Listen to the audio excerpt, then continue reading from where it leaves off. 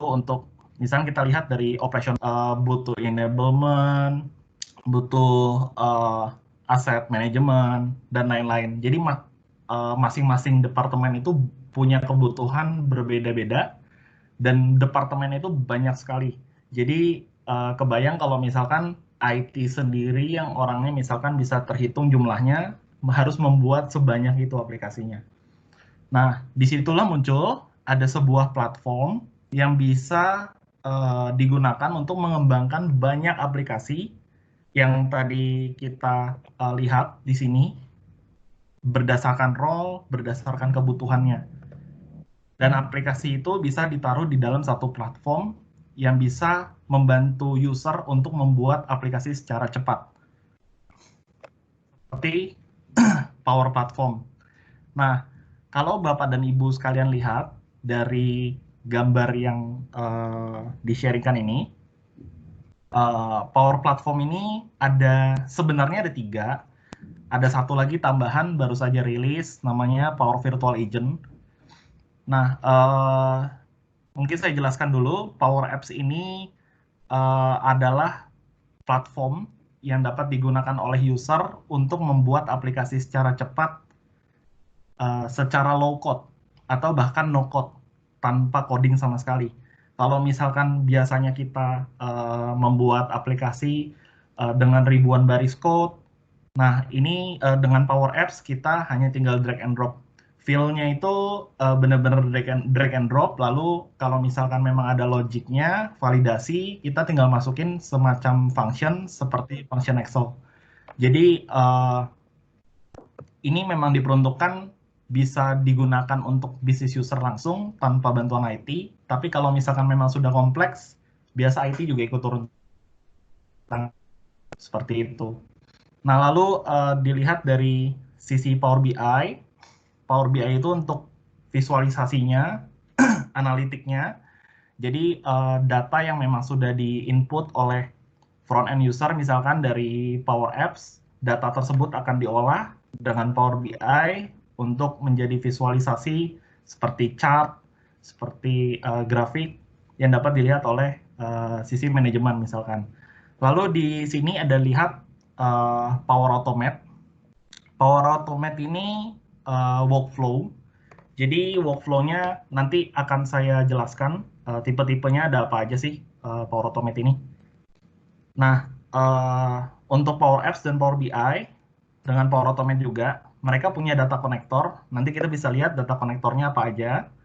Di sini juga tercantum ada Dynamics 365, Office 365, Standalone Apps. Ini maksudnya apa? Jadi ini lebih pengaruh nanti ke licensing.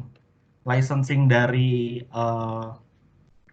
Power Platform ini itu ada kaitannya dengan Dynamics 365 atau Office 365 atau bisa dibeli secara a la carte standalone apps seperti itu. Dan tiga-tiganya ini termasuk yang virtual agent ini bentuknya SaaS, software as a service. Jadi semuanya akan running di cloud di Azure, tapi datanya itu bisa kita taruh di cloud maupun di on-premise kita. Jadi data source atau misalkan data storage kita, kita bisa tentukan ini mau ditaruh di mana. Seperti itu.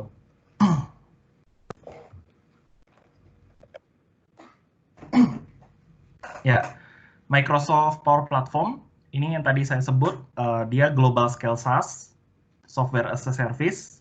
Jadi kita ada di Indonesia. Misalkan data center yang terdekat ini saat ini masih di Singapura. Nah, in case kalau misalkan dari Bapak Ibu sekalian ada yang pergi ke Australia misalkan.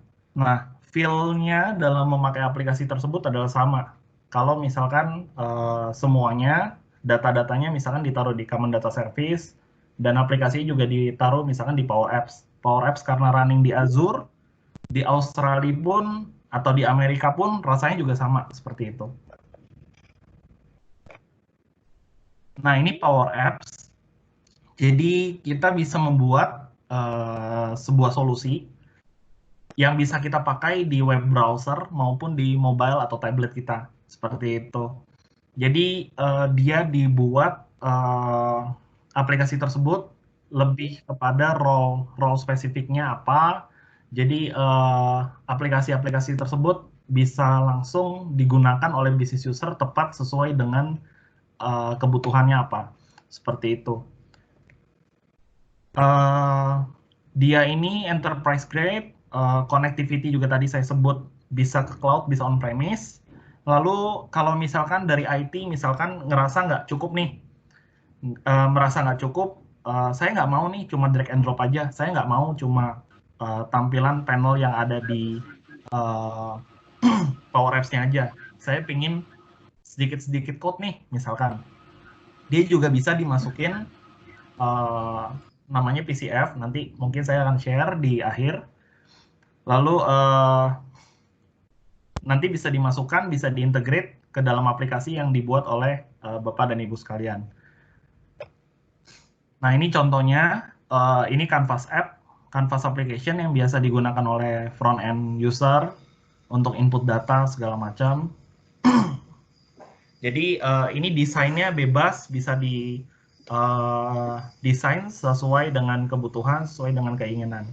Seperti itu. Nah, di sini ada Common Data Service. Ini juga keunggulannya dari Power Platform.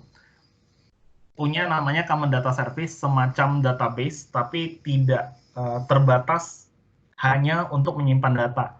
Tapi dia juga ada logic yang bisa dipakai, dan itu langsung ada di dalam table-table, di dalam database yang tersedia di Common Data Service tersebut. Lalu juga validasi tidak hanya digunakan untuk front-end application aja, tapi juga di dalam database itu bisa dipakai validasinya. Seperti itu. Nah, ini tipe kedua, yang pertama Canvas App, yang kedua adalah model driven. Model driven ini digunakan oleh backend user, dan di sini ada business process flow. Kalau Bapak dan Ibu lihat, di sini ada titik-titik ini. Di sini ada business process flow, jadi dari backend user, misalkan admin di belakang itu mengisi data-data ini, nanti secara business process flow dia akan melakukan validasi dan mengarahkan sesuai dengan business proses yang telah dibuat. Seperti itu.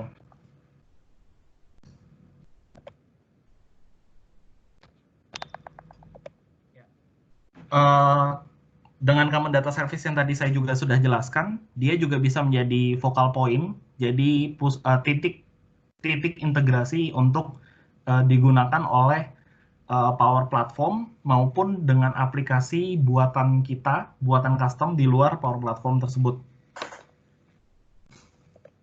Nah, ini yang kelebihannya tadi yang bukan sekedar database saja, dia juga punya security model, dia bisa real-time synchronization, dia juga punya data API, lalu bisa diintegrasikan dengan cloud service maupun on-premise. Seperti itu. Nah, ini Power BI yang tadi saya sebutkan, dia bisa memvisualisasikan data yang sudah diinput ke dalam database kita. Lalu di sini kita bisa pakai Power Apps, Power Automate maupun Power BI itu tidak hanya berdiri masing-masing sendiri-sendiri, tapi kita juga bisa misalkan kita buat aplikasi di dalam Power Apps, lalu kita masukkan Power BI chart ke dalam Power Apps tersebut. Itu juga possible. Bisa aku bawa lah. Seperti itu. Lalu ini saya berikan contoh-contoh.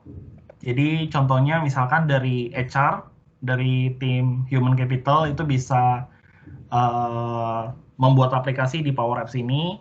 Contohnya di sini untuk melihat misalkan ada kabar terbaru apa dari tim HR untuk karyawannya, misal untuk ngelihat liburnya, untuk misalkan leave request, claim dan lain-lain, itu bisa di sini. Lalu selain itu juga ada shift management. Ini banyak banget kemarin dari customer itu juga banyak yang kontak saya langsung, itu tanya, Pak, saya mau bikin absensi nih, tapi lewat Power Apps misalkan. Nah, kira-kira gimana ya kalau misalnya ini ada contohnya nggak ya? Ada use case yang pernah dilakukan nggak? Nah, ini contohnya misalkan shift management seperti ini, kita bisa shift in, shift out, lalu juga bisa lihat lokasi kita tuh sekarang di mana ketika kita absen, lalu kita juga bisa take picture, bisa ngambil gambar orang itu ketika orang itu melakukan absen misalkan, lalu masih banyak lagi hal yang bisa dilakukan di shift management ini. Seperti itu. Lalu ini misalkan tim audit yang bisa kerja secara mobile di rumah juga bisa pakai Power Apps ini. Security assessment ini buat orang-orang lapangan. Ini bisa langsung terintegrasi, misalkan kita juga buat aplikasi yang digunakan, ada karyawan-karyawan yang menggunakannya secara WFH, ini juga bisa diintegrasikan ke sana. Ini enhancement sama. Nah, ini contohnya misalkan dari National Trust ini, mereka bisa input datanya di sini, nanti di Power BI divisualisasikan. Jadi data apa aja yang udah diinput oleh front end mereka.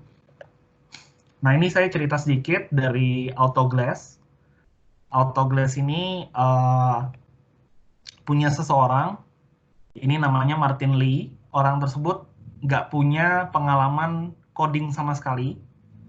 Jadi dia bukan kuliah computer science, developer seperti itu, tapi dia teknik mesin. Nah, dia explore Power Apps ini, dan dia belajar sendiri, bikin aplikasi untuk untuk company-nya. Dan bisa dilihat dari grafik ini. Dari grafik ini kelihatan ada roadmap dia bikin dari satu aplikasi dulu sampai sekarang udah ada 50 aplikasi dipakai kurang lebih dari 1.500 orang.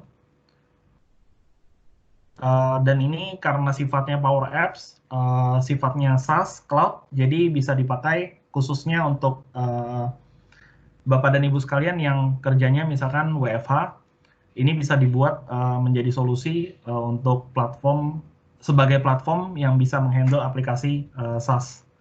Seperti itu. Nah, ini yang tadi sempat saya sebutkan. Jadi ini konektor apa aja yang bisa dipakai untuk Power Apps, untuk Power Automate, seperti itu di Power Platform. Nah, ini ada banyak banget, 230 lebih konektor. Kalau misalkan tidak ada di sini juga kita bisa bikin custom konektor, seperti itu. Jadi ada banyak banget tuh pertanyaan, Pak, saya mau pakai misalkan email tapi pakai Gmail misalkan. Kan itu bukan Office 365 misalkan, atau itu bukan Microsoft punya. Nah, bisa nggak sih, ada nggak sih konektornya? Nah, ini dilihat di sini, saya perbesar. Nah, di kursor saya ini ada Gmail. Di sini juga ada GitHub. Lalu misalkan yang bukan punya Microsoft, misalkan ada Facebook misalkan. Nah, ini Facebook, Gmail, Google Calendar. Ini 3 konektor contoh yang bukan punya Microsoft pun bisa di-connect ke Power Platform tersebut. Ini udah built-in. Seperti itu. Lalu juga kita juga bisa menggunakan data-data yang di on-premise. Jadi misalkan kita pakai SQL sebagai database, data storage kita, database di on-premise, kita juga bisa menghubungkan SQL server tersebut dengan aplikasi misalkan di Power Apps. Seperti itu. Nah, tadi Power Apps udah, Power BI saya sempat singgung sedikit, lalu masuk ke Power Automate. Jadi dari Power Automate ini, yang tadi sempat saya sebutkan, ini adalah workflow. Jadi kita bisa bikin simple automation sampai advance skenario, misalkan kita ada branching, ada cabang-cabang, ada pengulangan segala macam. Biasa kalau misalkan IT bikin kompleks banget tuh sampai ada yang sempat bilang, ada yang sempat tanya ke saya juga, Pak ini saya bikin terlalu banyak, lalu gimana ya Pak, ini udah nggak muat nih Pak, gitu. Oh ini bisa disambungkan lagi. Jadi sekompleks itu pun Power Automate juga bisa handle. Ini juga biasa digunakan kalau yang secara umum, yang common itu untuk trigger action, untuk approval, notifikasi, dan lain-lain, itu biasa pakai Power Automate juga sudah mengakomodasi. Seperti itu. Ini tipenya sebenarnya ada satu lagi, baru tambahan 2 April kemarin, ada yang GA. Jadi yang GA tersebut namanya UI Flow, itu adalah RPA.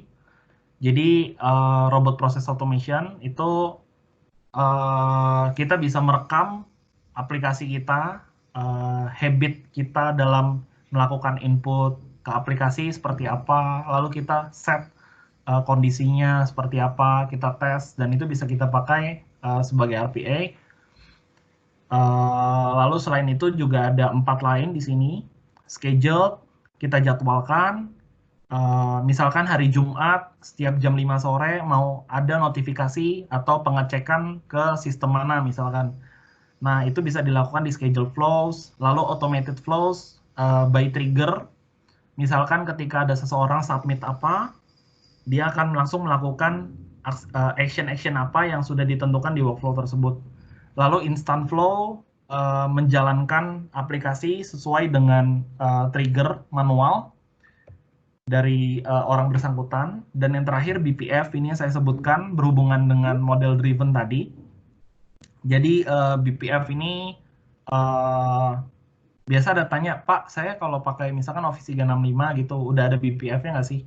BPF itu ada di model driven, sedangkan kalau misalkan yang hanya pakai Office 365 aja, atau M365 saja, itu belum include ke BPF ini, seperti itu. Jadi nanti kalau ada masalah, ada pertanyaan soal license, ada pertanyaan technical, nanti saya buka sesi Q&A di akhir.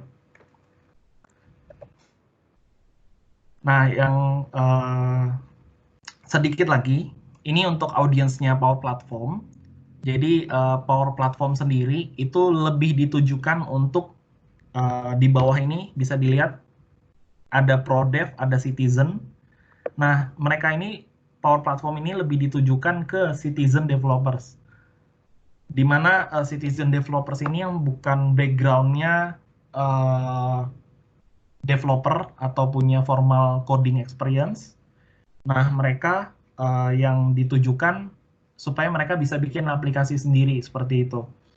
Nah, tapi tidak menutup kemungkinan untuk pro developer juga menggunakan ini, karena misalkan ada logic yang sudah kompleks, pingin coding segala macam, di sini juga bisa di-include seperti itu.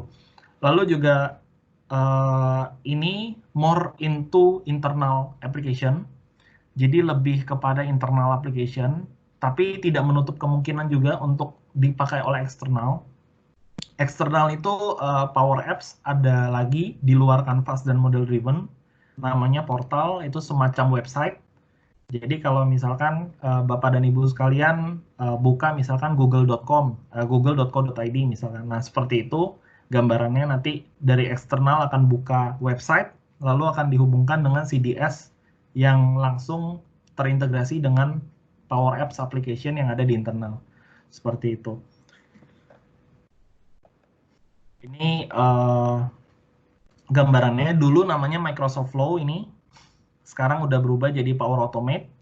Nah, dia kerjanya untuk mengautomasikan Power Apps untuk membuat aplikasi, dan Power BI untuk analitik, untuk visualisasi datanya, seperti itu.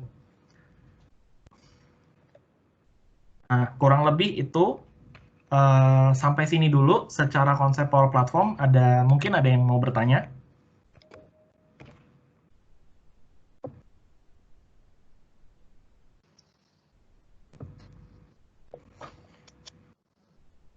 Ada yang mau bertanya? Jika tidak ada, saya akan lanjut ke demo yang sudah disiapkan oleh tim kami. Oke, saya rasa tidak ada ya. mungkin sudah cukup jelas. Saya akan lanjut ke demo. Jadi demo ini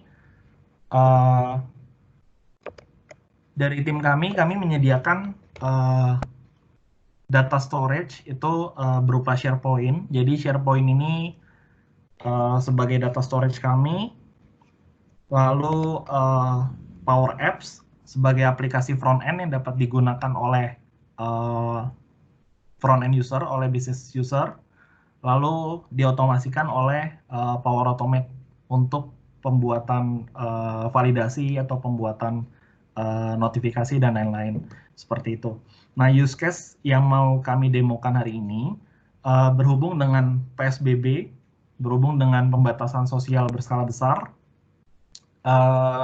Jadi ada beberapa customer yang memang diharuskan untuk saya tetap harus pergi ke kantor misalkan, atau saya ada tim yang memang harus ke onsite karena memang tidak bisa ditinggalkan, tidak bisa dikerjakan secara remote dari rumah. Nah, lalu juga ada beberapa pihak yang membutuhkan misalkan surat resmi dari perusahaan tersebut misalkan. Nah, use case yang kami akan sharingkan hari ini, use case ini akan membantu tim misalkan HR, human resource atau human capital untuk melakukan otomasi generate dokumen secara otomatis ketika ada user yang memang perlu untuk pergi ke onsite tanpa harus misalkan tanda tangan satu persatu, tanpa harus engage satu persatu. Itu akan takes time banget, buang waktu lama, sedangkan orang HR juga pekerjaannya mungkin tidak hanya tanda tangan itu aja gitu ya, tidak hanya ngurusin dokumen itu aja. Nah,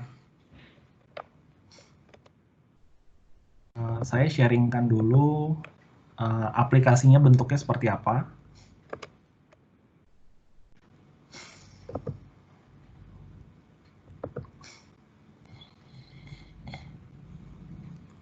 Oke, dari sini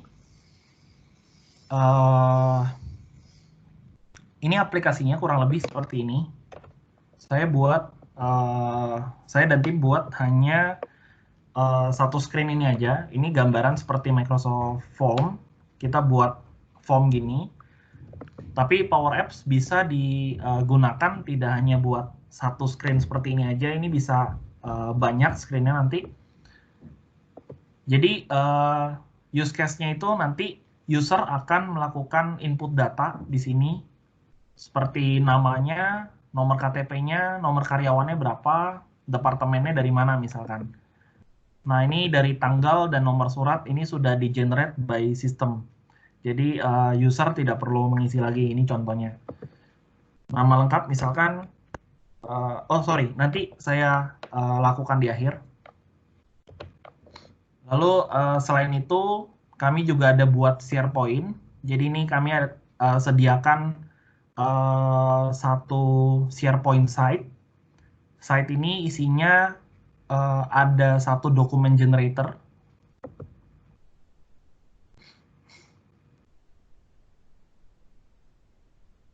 Satu dokumen generator. Lalu ada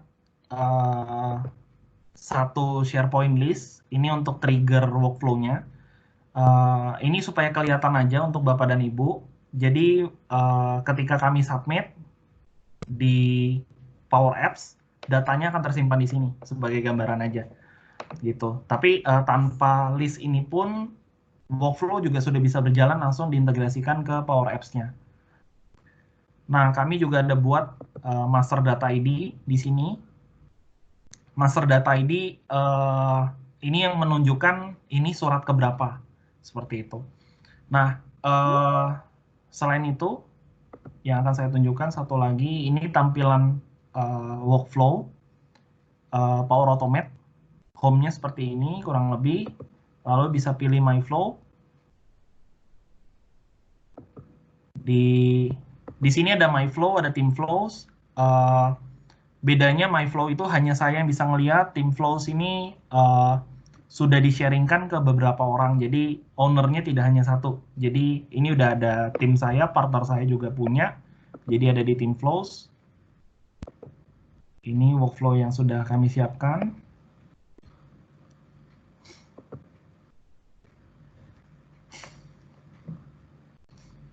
Jadi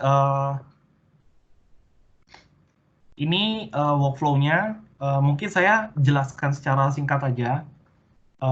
Saya mungkin tunjukkan isinya seperti apa sih Power Automate itu.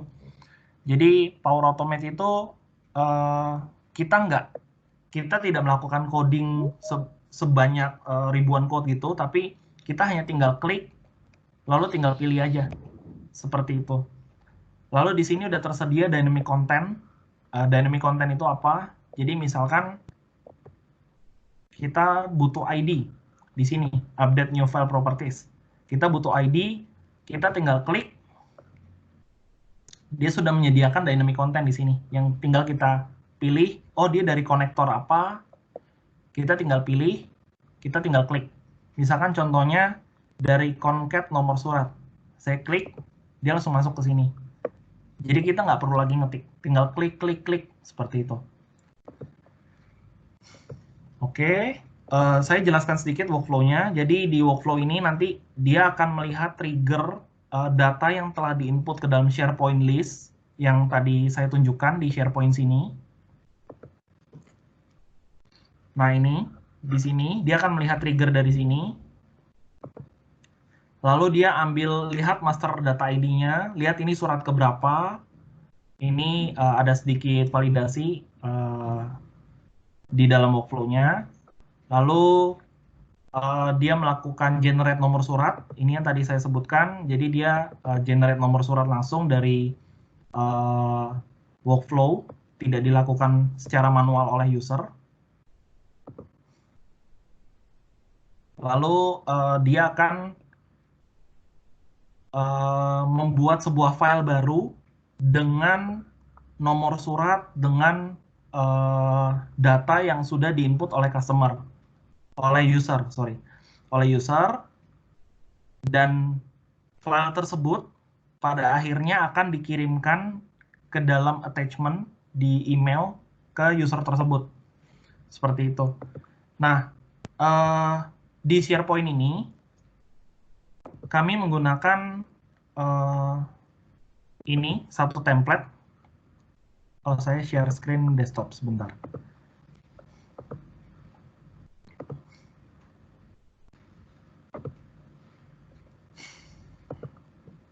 Oke, kami menggunakan sebuah template di sini.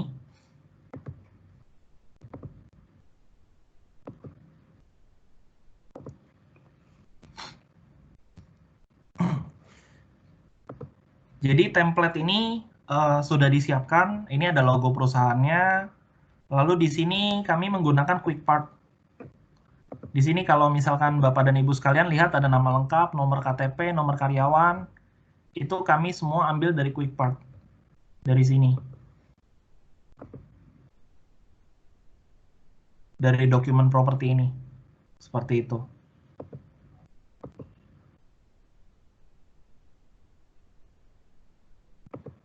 Ya, kami ambil dari sini. Jadi ada dari nama lengkap, nomor KTP, nomor karyawan, seperti itu. Tanggalnya juga akan mengikuti dari sistem. Jadi bisa dibuat tanda tangan juga di sini, misalkan tanda tangan sign off dari PIC-nya. Nah, ini QuickParts ini sebenarnya dari mana? Ini dari sini, dari property document library yang sudah kita buat.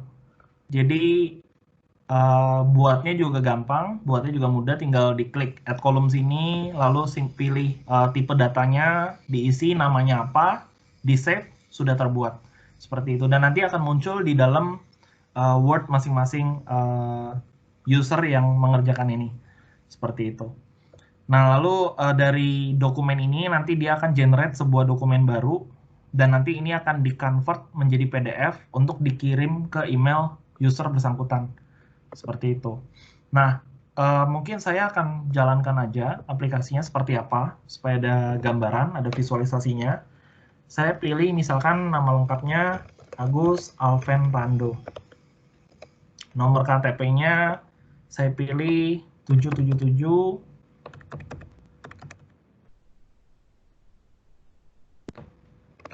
123. Nomor karyawannya saya pilih,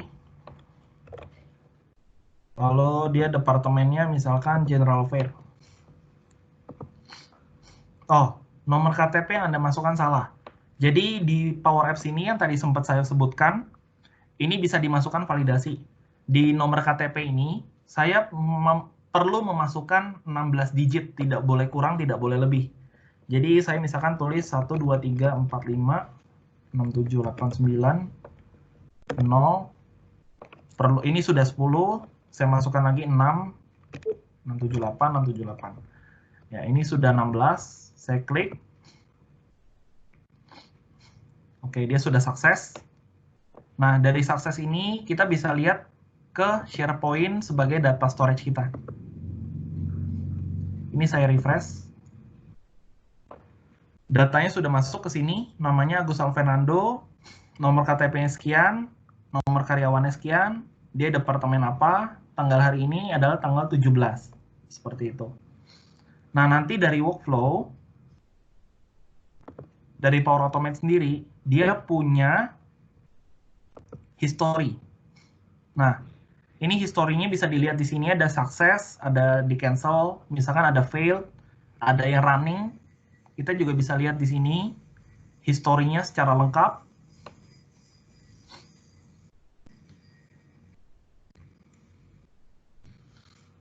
Nah, ini kalau sudah ada checklist hijau artinya sudah selesai. Durasi pengerjaannya oleh workflow tersebut berapa lama per masing-masing aksi yang dilakukan. Contohnya ini membuat satu docx dokumen Microsoft Word yang baru di OneDrive, ini 7 detik. Lalu mengirim email, ini kurang dari 1 detik. Jadi ditulisnya 0 detik, seperti itu.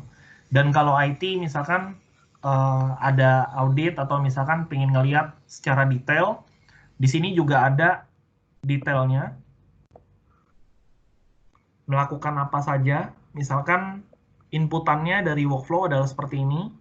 Ini site-nya, file identifier, atau yang biar terlihat ini. Ya. ID-nya ID berapa, bodinya apa, berupa JSON ini. Lalu ini nama lengkap, nomor KTP semua, inputannya. Lalu outputnya juga berupa JSON di sini. Sudah tersedia, jadi lengkap. Nah, kalaupun misalkan failed, misalkan ini, di sini tidak ada yang failed. Contohnya, misalkan saya buat yang failed. Misalkan test flow. Ini nggak ada. Sebentar ya.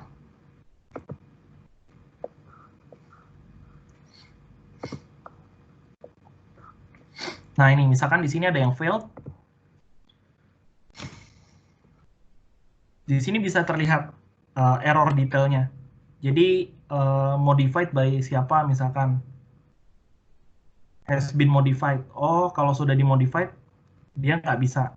Jadi update file propertinya nanti failed. Seperti itu. Nah, ini penjelasannya detail banget, lengkap banget di sini. Saya kembali lagi ke workflow yang tadi.